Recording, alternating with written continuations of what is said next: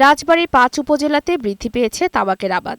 যেসব জমিতে আগে পেঁয়াজ, রসুন, গম ও বোরো ধানের আবাদ হতো, সেখানে মাঠ জুড়ে এখন তামাক।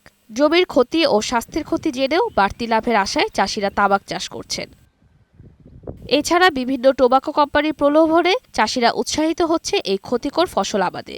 বিক্রির জন্য কৃষককে তামাক বাজারে নিতে হয় না। নিশ্চিত লাভের কারণে বাড়ছে তামাকের আবাদ। এতে জেলায় স্বাভাবিকভাবেই কমছে খাদ্যশস্য উৎপাদন।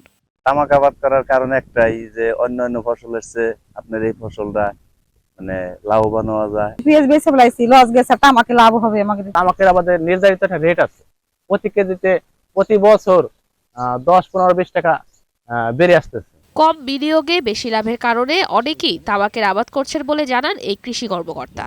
তবে তামাক চাষ থেকে কৃষকদের ফেরাতে নেওয়া হয়েছে নানা উদ্যোগ। বঙ্গবীমা হোক, যেভাবেই হোক, অন্যভাবে তামাক থেকে, চাষাবাদ থেকে দূরে থাকার জন্য বলতেছি।